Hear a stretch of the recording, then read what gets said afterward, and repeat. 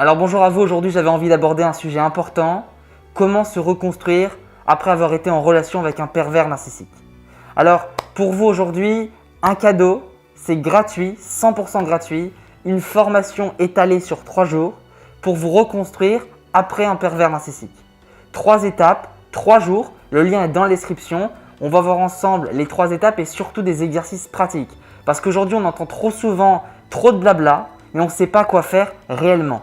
Alors cette formation, c'est des outils pratiques. Vous allez avoir des exercices à appliquer chez vous, tout seul, et vous saurez vraiment comment vous libérer, vous reconstruire. Vous allez voir, c'est pas magique, mais ça fonctionne vraiment et c'est indispensable pour vous aujourd'hui de vous reconstruire. Alors aujourd'hui, on va quand même introduire le sujet en voyant quelles sont les 3 premières étapes parce qu'au total, il y en a 7 et ceux et celles qui veulent aller plus loin après, en suivant la formation gratuite, pourront voir. Maintenant, aujourd'hui, 3 étapes. La première étape pour se reconstruire d'un pervers narcissique, c'est de se reconnecter à soi. La première étape, se reconnecter à soi. Aujourd'hui, je vois trop souvent des personnes, après avoir été en relation avec un pervers narcissique, qui veulent absolument comprendre le pervers narcissique, qui veulent absolument cerner l'autre, qui veulent s'intéresser à l'autre. Mais je vais vous dire un truc, comment voulez-vous vous reconnecter à vous-même et vous reconstruire en allant comprendre un autre individu que vous? Après un pervers narcissique, on est vidé. On n'est plus nous-mêmes. Il a volé quelque chose en nous. Il a volé une partie de nous.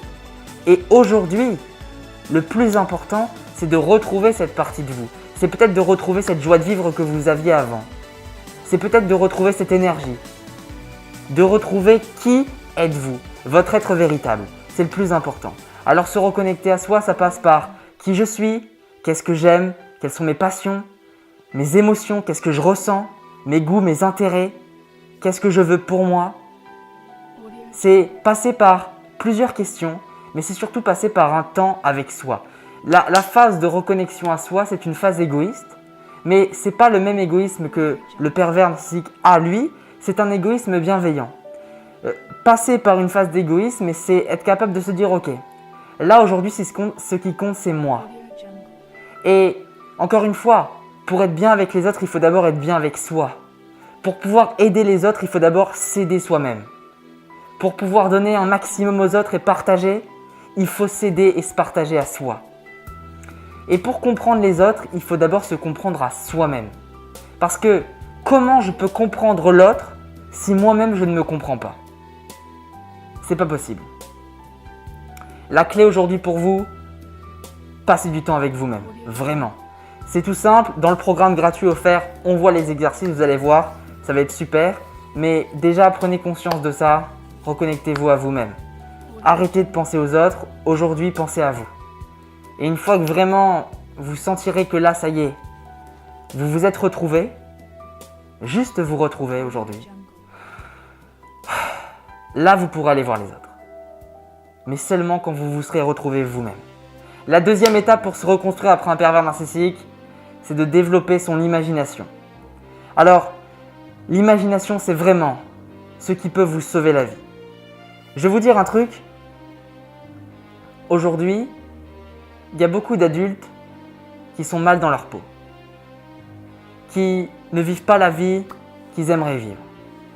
Et l'une des raisons de ce mal-être-là, c'est leur manque d'imagination, leur manque de créativité. Aujourd'hui, j'aimerais peut-être que vous vous rappeliez d'un de vos moments ou de votre enfance tout simplement. Et quand on regarde les enfants, on remarque un truc de fou. C'est qu'ils ont cette capacité à imaginer, à créer, à se mettre dans une bulle intérieure et à oublier parfois l'extérieur. À se reconnecter à soi et un peu comme partir dans un monde imaginaire de Peter Pan, ils s'envolent et vraiment ça les aide. Et aujourd'hui, on prend n'importe quel enfant, on pourrait prendre un enfant qui est dans un pays en guerre et un autre enfant qui est dans une famille classique où tout va bien. Ces deux enfants-là, malgré les événements extérieurs, ont cette capacité à imaginer, à créer leur bulle intérieure. Et ces deux enfants-là, dans les moments de difficulté, vont imaginer et vont rêver, vont s'imaginer être un super-héros ou imaginer un extérieur qui leur correspond. C'est un mode de survie que les enfants appliquent. Alors pourquoi aujourd'hui on ne pourrait pas, nous, adultes, retrouver cette créativité-là, cette imagination-là? C'est le plus important aujourd'hui. Apprendre à imaginer, à se servir de sa créativité. C'est la base de tout. Donc développer son imagination, c'est indispensable. Indispensable. Ça va vous sauver la vie.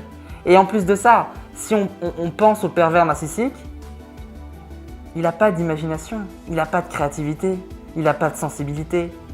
Et quand on reste avec un pervers narcissique, qu'est-ce qui se passe? On est coupé nous aussi de cette imagination-là.